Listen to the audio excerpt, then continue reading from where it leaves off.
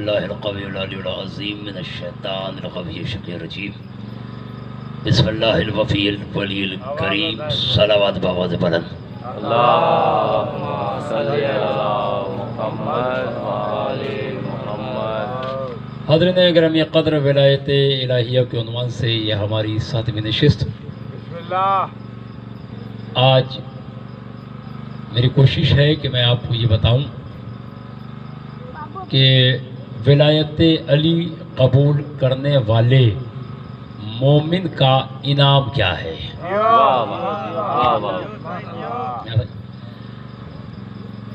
علی کا شیعہ اس کا اختیار کیا ہے؟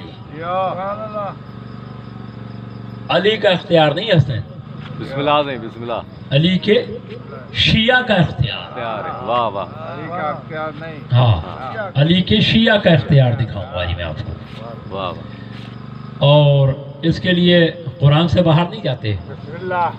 سورہ مبارکہ مجادلہ قرآن مجید کا 58واں سورہ ہے۔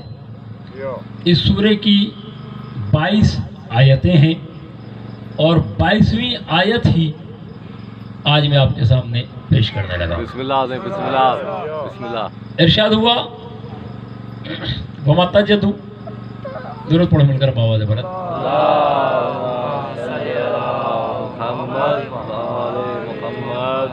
وَمَا تَجِدُ لِقَوْمٍ يُؤْمِنُونَ بِاللَّهِ وَالْيَوْمِ الْآخِرِ وَمَا يُحَادُّونَ مَنْ حَادَّ اللَّهَ وَرَسُولَهُ وَلَوْ كَانَ آبَاءَهُمْ أَوْ أَبْنَاءَهُمْ أَوْ إِخْوَانَهُمْ أَوْ عَشِيرَتَهُمْ أُولَئِكَ كَتَبَ فِي قُلُوبِهِمُ الْإِيمَانَ وَأَيَّدَهُم بِرُوحٍ مِّنْهُ۔ ایک بار اور دونوں پڑھو بابا دے بلند۔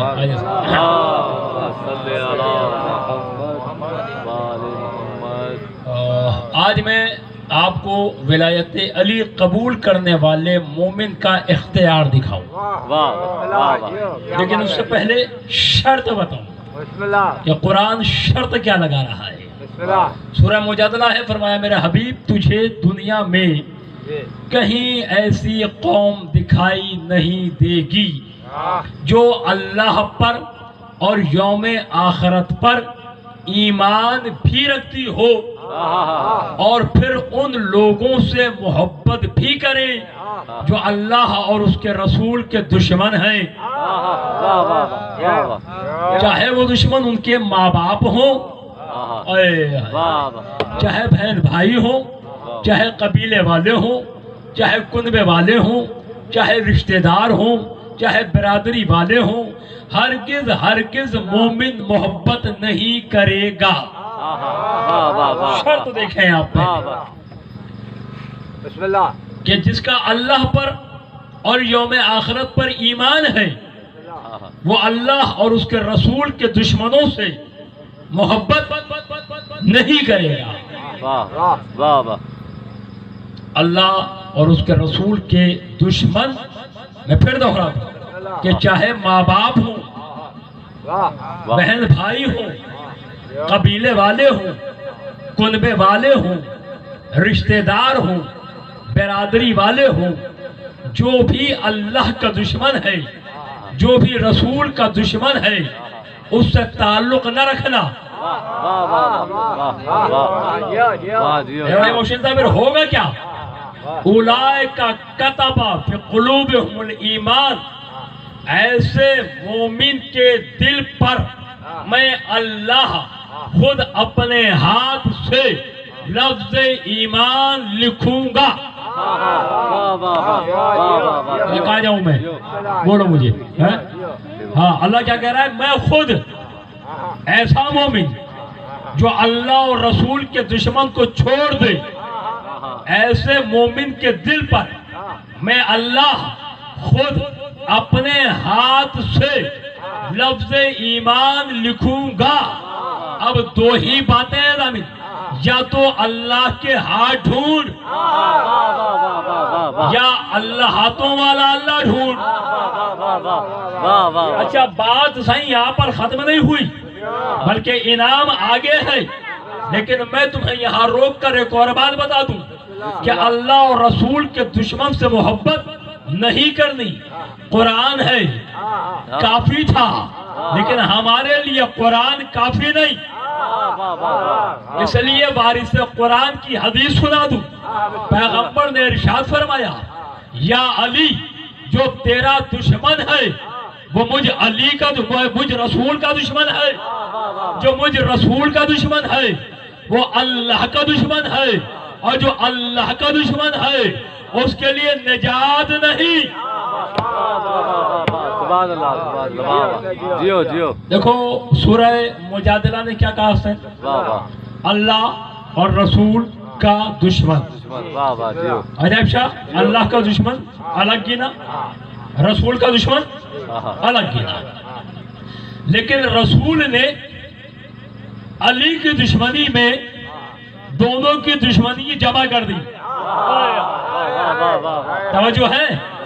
تو پتہ یہ چلا کہ جو علی کا دشمن ہے وہ رسول کا دشمن، جو رسول کا دشمن وہ اللہ کا دشمن، وہ یوم آخرت کا دشمن۔ تو دشمن سے آپ نے تعلق نہیں رکھنا، چاہے وہ باپ ہو۔ اسی لیے یہ تمہارے چھٹے مولا کا فرمان بھی ہے کہ دوست رکھو اسے جو مجھ علی کا دوست ہے، چاہے وہ تمہارے دوست رکھو اسے جو ہمارا دوست ہے، چاہے وہ تمہارے باپ کا قاتل ہی کیوں نہ ہو۔ وہ تمہارے باپ کا قاتل جانے، میری عدالت جانے، وہ میں خود نمٹ لوں گا۔ تم دوست رکھو، اور دشمن رکھو اسے جو مجھ علی کا دشمن ہے، چاہے وہ تمہارا باپ ہی کیوں نہ ہو۔ جیو جیو جیو۔ اب سائیں جس بندے میں یہ جگر ہو، اللہ اکبر، جملہ تو میں نے کہہ دیا، جس بندے میں یہ جگر ہو کہ باپ پر بھی لعنت کر سکے اگر دشمن ہے علی کا، اب اس کا انعام ہے سورہ مجادلہ میں پہلا انعام، میں اس کے دل پر اپنے ہاتھ سے لفظ ایمان لکھوں گا، پہلا انعام۔ دوسرا انعام کیا ہے؟ وَأَيَّدْهُمْ بِرُوحٍ مِّنْهُ۔ اس میں بات کرتے ہیں تھوڑی دیر میں۔ مدد کروں گا، تائید کروں گا، عطا کروں گا مومن کو ایک روح جو مجھ سے ہے، اور مومن کے لیے وہ جنتیں ہوں گی جس کے نیچے نہریں بہ رہی ہوں گی۔ نہروں کا اور جنتوں کا ہمیں کیا کرنا۔ اب تو یہ دیکھ لیتے ہیں کہ وَأَيَّدْهُمْ بِرُوحٍ مِّنْهُ، مدد کروں گا، تائید کروں گا، عطا کروں گا مومن کو وہ روح جو منہ ہے، جو مجھ سے ہے۔ اب یہ روح منہ کیا ہے تمہیں پتا ہے؟ نہیں پتا تو بسم اللہ دیں۔ نصارہ نجران نے کہا عیسیٰ ابن اللہ ہے، اللہ کا بیٹا ہے، فوراً آیت آ گئی یہ تو مریم زادہ ہے، یہ تو بطول کا بیٹا ہے، اسے تو ہم نے القاء کیا ہے، اسے تو ہم نے آیت بنا کے بھیجا ہے۔ ابھی میں نے ٹکری میں کہا تھا آیت اللہ وہ ہوتا ہے جو نطفے سے نہ ہو۔ جیو جیو جیو جیو صحیح۔ چلو وہ گفتگو ابھی دل نہیں کر رہا، وہ فیس بک پہ بھی موجود ہے، بعد میں پتہ چل جائے گی۔ تو عطا کروں گا، تائید کروں گا مومن کو وہ روح جو مجھ سے ہے، مجھ سے ہے، روح منہ، مجھ سے ہے وہ روح۔ کہنے والا کون ہے؟ اللہ۔ اب کہہ رہا ہے کہ یہ عیسیٰ جو ہے نا یہ مریم زادہ ہے، اسے تو ہم نے ایک روح عطا کی تھی جو منہ ہے۔ واہ واہ واہ واہ۔ تم میں سے بیدار کون کون ہے یہ بتا دو۔ بسم اللہ علیہ، بسم اللہ۔ نہیں، آپ کے علاوہ، لیکن آپ تو بانی ہے نا، آپ نے تو بیدار اور چوکنا رہنا ہی ہے۔ میں یہ ان تھکے ہوئے لوگوں سے پوچھ رہا ہوں۔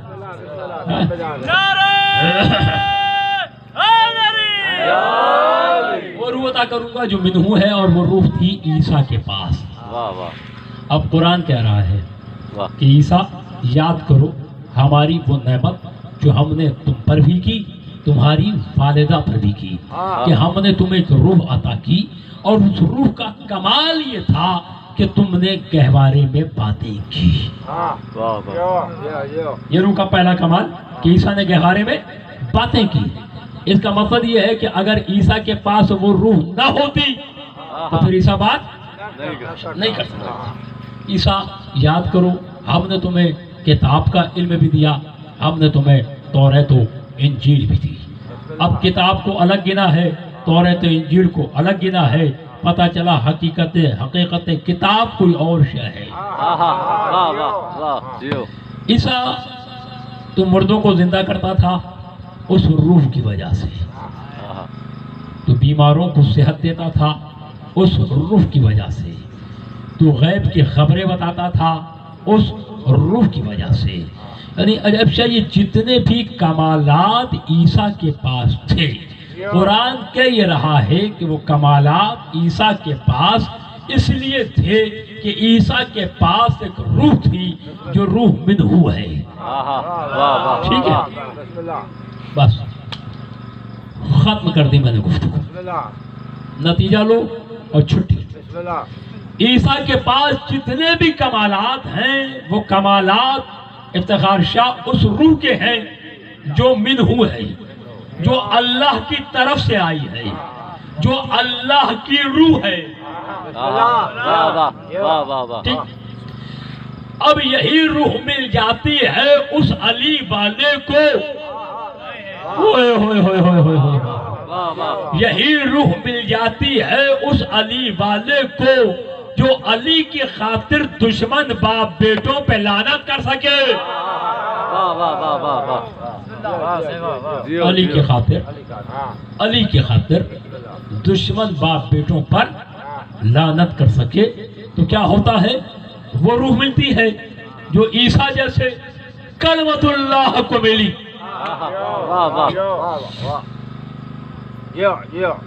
کس نے ملی؟ وہ عیسیٰ جیسے کلمت اللہ کو ملی.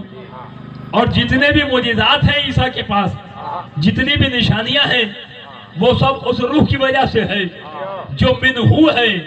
لیکن اب کلیجہ تھام کر بیٹھنا، جو جملہ کہہ رہا ہوں، یا تو تم میرے ساتھ عرش پہ چلو گے یا پھر کسی گڑھے میں گر جاؤ گے. درمیان میں کوئی راستہ نہیں چھوڑ رہا.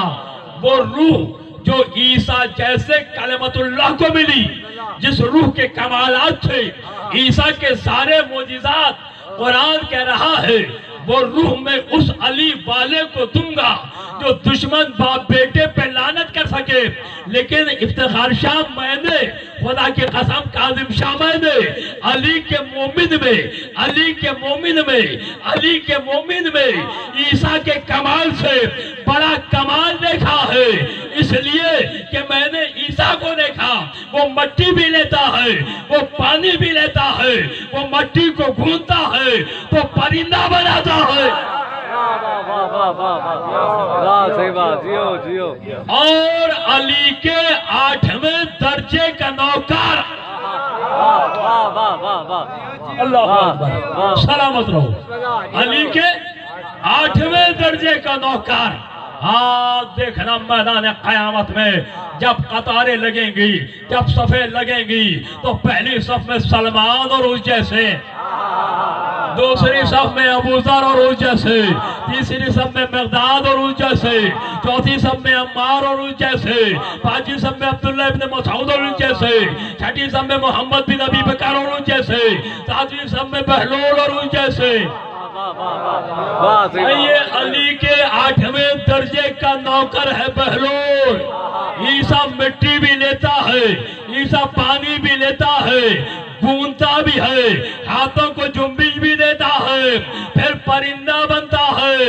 علی کے 8ویں درجے کا نوکر بہلول خشک مٹھی جسے مٹی دے دے.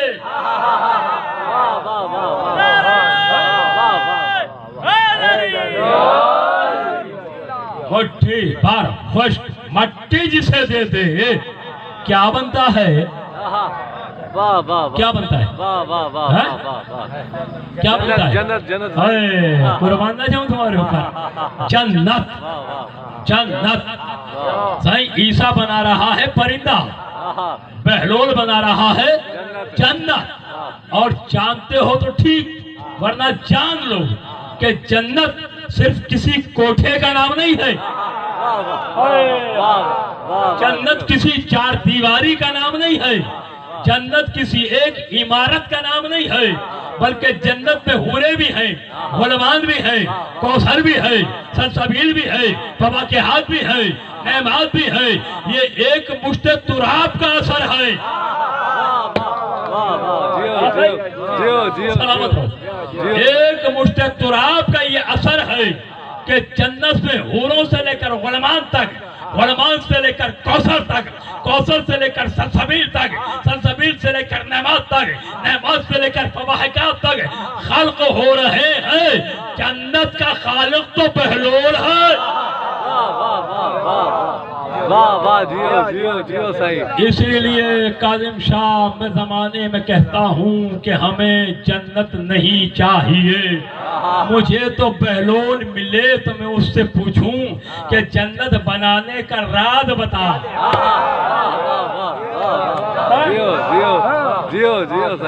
میں جنت کا متمنی نہیں، اس لیے کہ جنت تو بہلول بھی بنا دیتا ہے۔ میں تو پوچھوں گا بہلول راز دے۔ اور سلامت ہو، مل کر بابا سے بلند درود پڑھ لو۔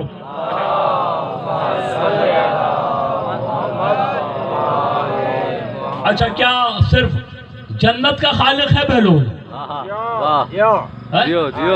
نہیں، ایک واقعہ ہے تمہارا سنا ہوا ہے، لیکن جنہوں نے نہیں سنا ان کے لیے، اور جنہوں نے سنا ہے وہ اسے دوہرا لیں۔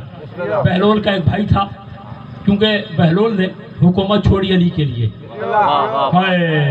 خاندان چھوڑا علی کے لیے، قبیلہ چھوڑا علی کے لیے، کنبہ چھوڑا علی کے لیے، بادشاہت چھوڑی علی کے لیے، شاہی چھوڑی علی کے لیے، علی کے خاطر گلیوں میں پھرتا ہے، دانا زمانہ دیوانہ کہتا ہے علی کی محبت نا۔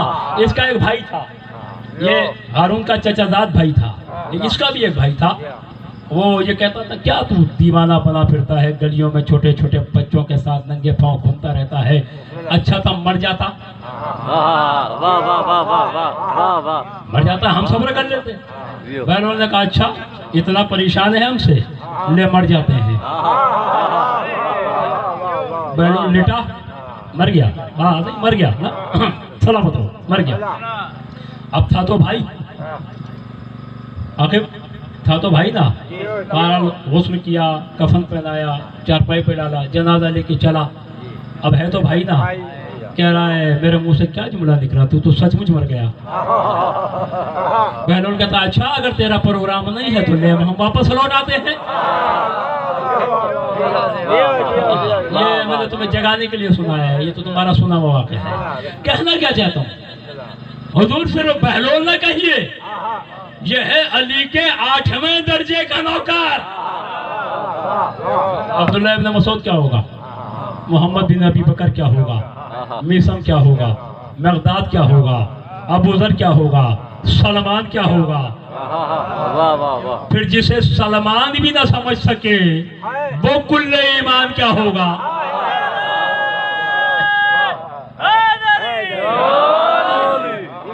اور خدا کی قسم بھائی یہ تو پھر بھی علی کا مومن ہے، علی کا شیعہ ہے، علی کا محب ہے، علی کا چاہنے والا ہے، علی کا حبدار ہے، ولایت علی کا مبلغ ہے۔ میں نے تو اس گھرانے کے جانوروں کو دیکھا، ان کی حقیقت سمجھ میں نہیں آتی۔ ایک عالم ربانی نے اس گھرانے کے 5 جانوروں کا نام لے کر اور اس کے بعد سارے جانوروں کے لیے ایک جملہ کہا ہے، کہو تو سناؤ۔ تھکے تو نہیں نا، دیر بھی نہیں ہوئی، ویسے بھی آج 7 تو ہو گئی ہے، 2 دن کے رہ گئی پھر عاشور، پھر کون جیتا ہے اور کون واپس چلا جاتا ہے۔ سن لو یہ جملے بھی۔ رسول کا گھوڑا میمون، بسم اللہ سے، علی کا گھوڑا دلدل، عباس کا گھوڑا اشہل، علی اکبر کا گھوڑا عقاب، حسین کا گھوڑا مرتجز۔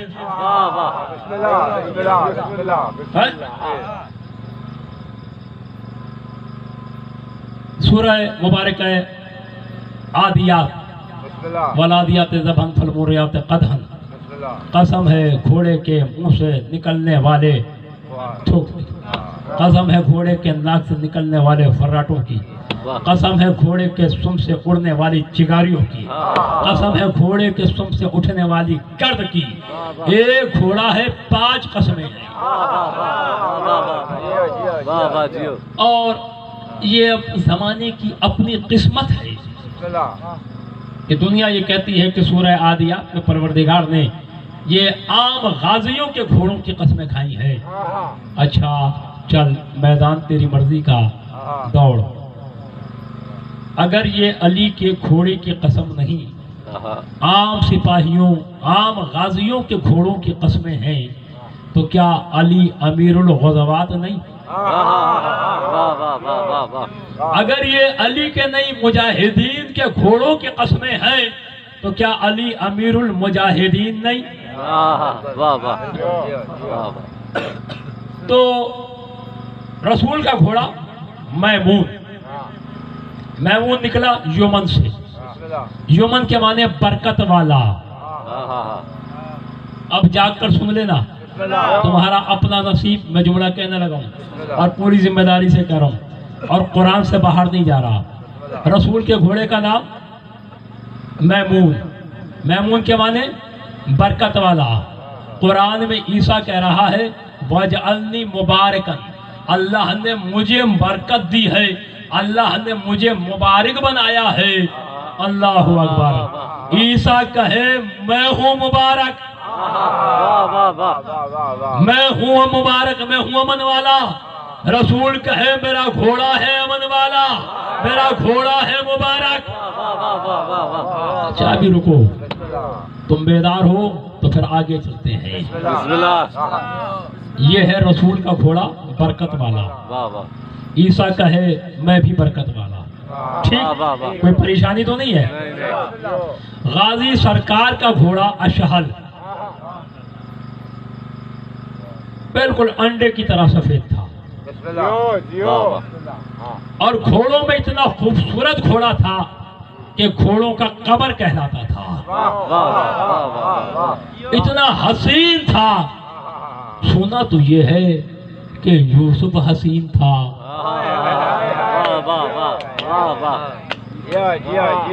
سنا ہے نا کہ یوسف حسین تھا، لیکن اگر مجھے یوسف ملتا تو میں کہتا یوسف بڑا ناز ہے اپنے حسن پر، ذرا غازی کے گھوڑے کو دیکھا ہے؟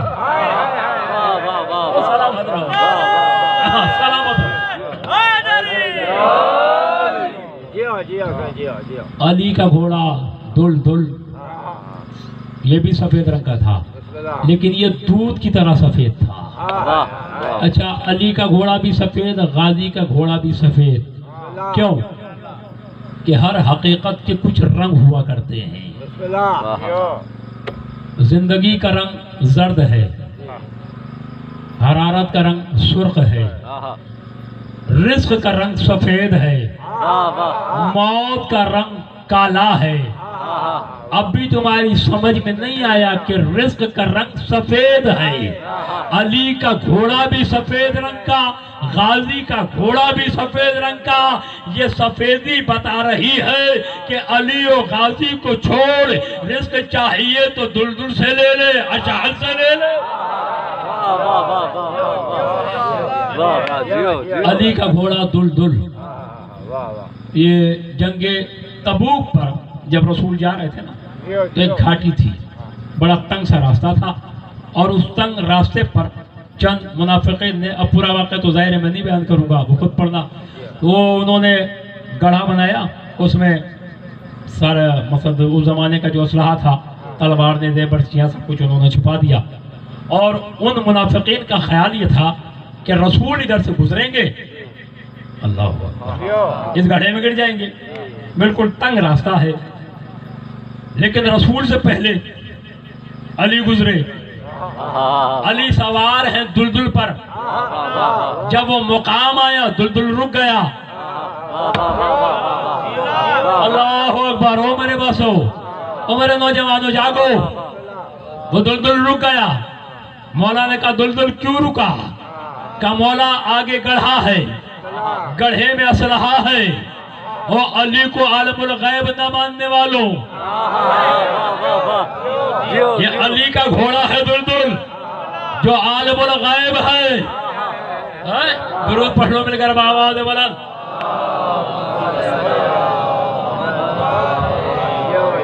علی اکبر کا گھوڑا عقاب, کل میں نے تمہیں اس کا شجرہ سنایا, یاد ہے بھول گئے؟ ہاں. اور حسین کا گھوڑا مرتجز. اچھا یہ جو اشہل ہے نا, اشہل, اس کا کام جانتے ہو کیا ہے؟ معلوم ہے تمہیں اس کا کام؟ نہیں پتا؟ چلو سن لو پھر نہیں پتا تو, اور یاد رکھنا اشہل کا کام ہے آگ جلانا, لیکن چولہے میں نہیں, جہنم کی آگ جلانا, جہنم کی آگ کو تیز کرنا. کیوں؟ علی کے دشمن کے لیے.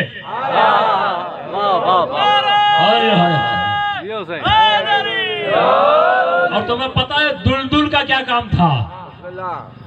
دلدل صرف علی کی سواری کا نام نہیں, دلدل صرف علی کے گھوڑے کا نام نہیں, بلکہ دلدل میدان جنگ میں علی کے دشمنوں کی کلائیوں کی ہڈیوں کو چبا جاتا تھا. علی کے دشمن سے اتنی نفرت کرتا تھا, تو پتا چلا کہ اگر تم بھی علی کے دشمن سے اتنی نفرت کرو جتنی دلدل کرتا تھا, تو تم خود دلدل کی طرح صاحب ایجاد ہو. اور حسین کا گھوڑا افتخار شاہ مرتجز.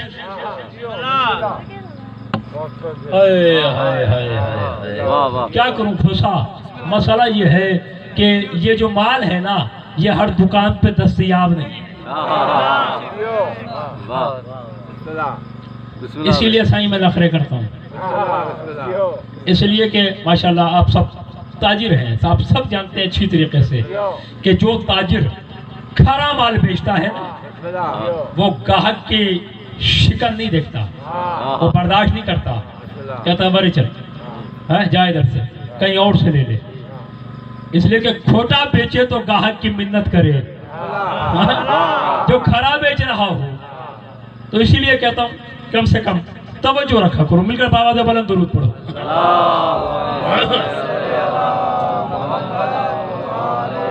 حسین کا گھوڑا مرتجز, مرتجز کہتے ہیں رجس پڑھنے کو. رجس کیسے کہتے ہیں میں بچوں کو بتا دوں. میدان جنگ میں جب دشمن آمنے سامنے ہوا کرتا تھا نا, تو اپنے آبا و اجداد پہ فخر کرتا تھا, اپنے قبیلے پہ فخر کرتا تھا, اپنے فضائل پڑھا کرتا تھا. اس کو کہتے ہیں رجس. اللہ جانے جس حسین کا گھوڑا خود رجس خواہ ہو, وہ حسین کیا ہوگا. درود پڑھ لو مل کر بآواز بلند.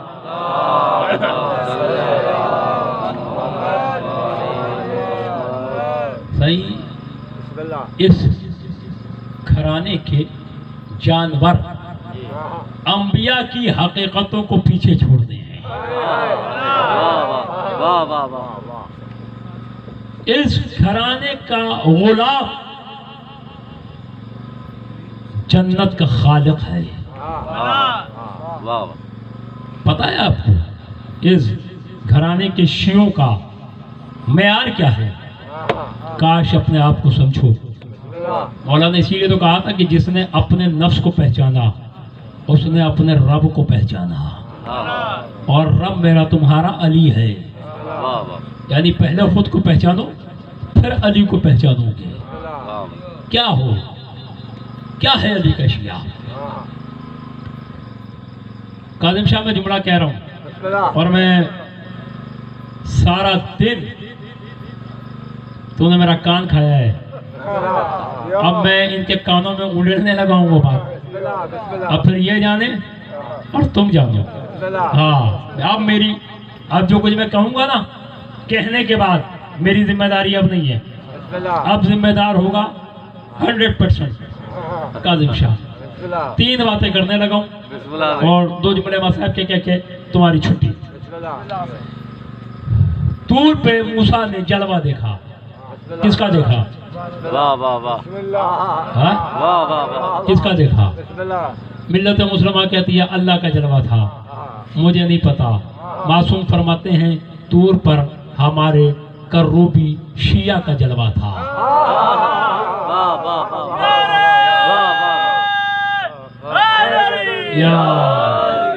دیکھو میرے بھائی، ابھی میں نے ڈوکری میں بھی کہا تھا، آج گزشتہ 18-20 سال میں ڈوکری سٹی میں ایسی مجلس نہیں ہوگی جو میں آج پڑھ کر آیا ہوں. لیکن صحیح گواہ ہے، میں نے وہاں بھی کہا تھا کہ دیکھو مجھے رشوت میں نعرہ نہ دینا، بات سمجھنا پھر نعرہ لگانا. تو میں کیا کہہ رہا ہوں، مولانا فرماتے ہیں کہ موسیٰ نے طور پر جو جلوہ دیکھا وہ ہمارے ایک کروبی شیعہ کا نور تھا. کروبی شیعہ کسے کہتے ہیں؟ مولا فرماتے ہیں کہ عرش سے آگے. حسن شاہ مجھے نہیں پتا، تو جان تیرا چچا جانے. میں جملہ کہہ رہا ہوں، مولا نے فرمایا عرش سے آگے. کوسا عرش سے آگے ہمارے کچھ شیعہ رہتے ہیں جو کروبی شیعہ کہلاتے ہیں. مسلمان میں کیا کہوں تجھے، تیرا اللہ ہے عرش پر، علی کا کروبی شیعہ عرش سے آگے. واہ واہ واہ واہ واہ واہ واہ. صحیح واہ واہ. یہ شیعہ ہے. شیعہ کہاں رہتا ہے؟ واہ واہ. عرش سے آگے. اب جس کا اللہ عرش پہ رکا ہوا ہو اور جس کا شیعہ عرش سے آگے چلا جائے، کون پہچانے گا علی کو؟ آؤ، علی کے شیعوں کا نظام حکومت ہے. واہ. کیا ہے؟ ایک یہ ظاہری حکومت ہے نا جو آتے رہتے ہیں ہمارے سیاستدان، اور ایک ہے باطنی حکومت. باطنی حکومت میں 10 عہدیدار ہیں.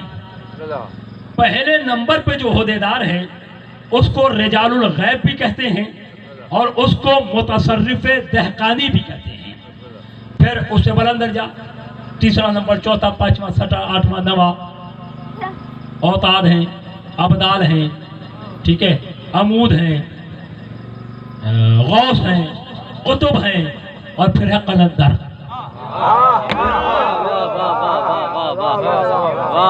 پہلے درجے پر ہے حسن شاہ، اب نوٹ کرنا. واہ واہ. بسم اللہ سے بسم اللہ. پہلے درجے پر ہے رجال الغیب، یا عامل عملیات کرنے والوں سے، تعویذات کرنے والوں سے پوچھ لے گا. اس کو کہتے ہیں متصرف دہقانی. یہ ہے پہلے درجے کا ملازم. اور آخری درجے پر 10ویں درجے پر قلندر ہے. یہ جو پہلے درجے پہ ہے افتخار شاہ، پہلا درجہ جس کا ہے، جس کو متصرف دہقانی کہتے ہیں. یہ ویڈیو بن رہی ہے، میں یہاں سے لے کر میدان محشر تک اپنے لفظوں کا ذمہ دار ہوں. میدان محشر تک. لیکن یہ جملے سن لینا، کیا پہلے درجے پہ ہے متصرف دہقانی. کھوسا اس متصرف دہقانی کا اختیار یہ ہے کہ اس کے علاقے میں بکری نے چارہ کتنا کھایا یہ اسے معلوم ہے. توجہ چاہتا ہوں، دعا دینا دل کو چھو جاتا. اس متصرف دہقانی کا اختیار یہ ہے کہ اس کے علاقے میں عورت نے ہانڈی میں نمک کتنا ڈالا یہ اسے معلوم ہے. اللہ وہ بیٹھے ہو چلے گئے ہو. اس متصرف دہقانی کا اختیار یہ ہے کہ اسے یہ معلوم ہے کہ اس کے علاقے میں بارش برسی تو کتنے قطرے گرے.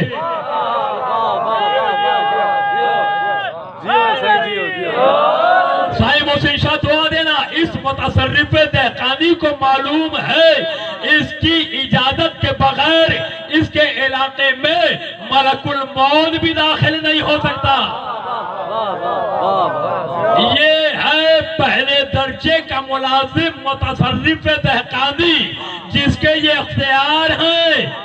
تو اوتاد کیا ہوں گے، عمود کیا ہوں گے، غوث کیا ہوں گے، ابدال کیا ہوں گے، قطب کیا ہوں گے. سب سے اوپر ہے قلندر. قلندر کیا ہوگا؟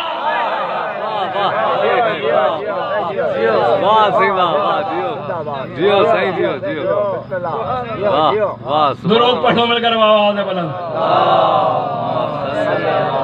محمد جیو صحیح جیو. واہ صحیح. ہمیں تو ایک متصرف دہقانی سمجھ میں نہیں آتا، اور یہ جو متصرف دہقانی ہوتا ہے نا، صحیح، یہ متصرف دہقانی یہ مولا منتخب کرتے ہیں شیعوں میں سے، یہ اللہ نہیں بناتا، یہ مولا منتخب کرتے ہیں شیعوں میں سے، اور ایک متصرف دہقانی کا جو رقبہ ہوتا ہے نا انتخابشہ، وہ ہوتا ہے 21 کلومیٹر لمبا، 21 کلومیٹر چوڑا۔ یہ 21 ضرب 21 کا جو علاقہ ہے وہ ہے ایک متصرف دہقانی کا علاقہ۔ اس متصرف دہقانی کے جو اختیارات ہیں، میری اور تمہاری ضرورت کیا ہے؟ کتنی ضرورت ہے ہماری؟ پیٹ بھرنے کو 2 روٹی، تن ڈھانکنے کو لباس، ہاں بھائی ہماری کیا ضرورت ہے؟ تن کے لیے 2 روٹی، ایک لباس، سر چھپانے کو ایک گھر، یہی چاہیے نا؟ تو یہ تو متصرف دہقانی بھی دے دے گا۔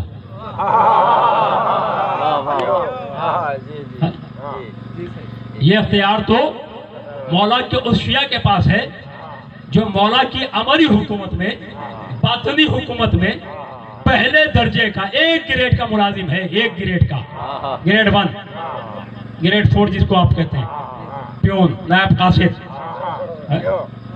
اس کے یہ اختیارات ہیں، تو قلندر کیا ہوگا؟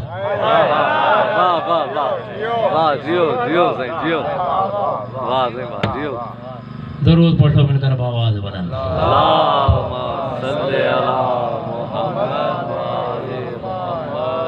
بس عزاداروں، آج کی یہ شب کربلا کے اس شہید سے منسوب ہے جس کو دولہا قاسم کہا جاتا ہے۔ اللہ اکبر۔ شب عاشور بلایا ہے ام فروا نے، قاسم بیٹا چلو آؤ میرے ساتھ شہزادی زینب اولیاء کے خیمے میں۔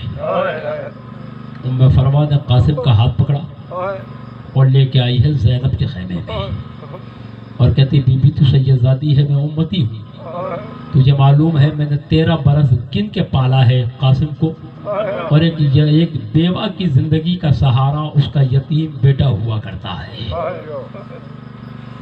یہ بھی میں تو اس کی شادی کرنا چاہتی ہوں۔ زینب اولیاء نے کہا بھابی ام فرما ایسے عالم میں شادی کہاں، میرے ساتھ ایک مرتبہ حسین کے خیمے میں چلو، میں قاسم کی شادی شہادت سے کرنا چاہتی ہوں۔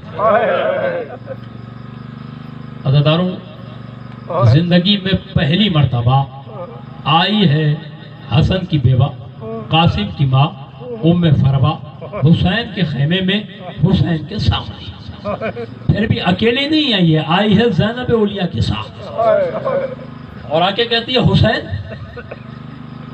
آج زندگی میں پہلی مرتبہ تجھ سے کچھ مانگنے آئی ہوں۔ اللہ اکبر۔ حسین میری بیوہ جھولی میں خیرات ڈال دو۔ حسین نے قاسم کے سر پہ ہاتھ پھیرا، گویا منظور کر لیا۔ صبح ہوئی، لاشوں پہ لاشیں آ رہی ہیں، ام فرما بار بار پوچھتی ہیں میرا قاسم ابھی زندہ ہے؟ قاسم کہتے ہیں کہ چچا جان نے ابھی تک اجازت نہیں دی ہے۔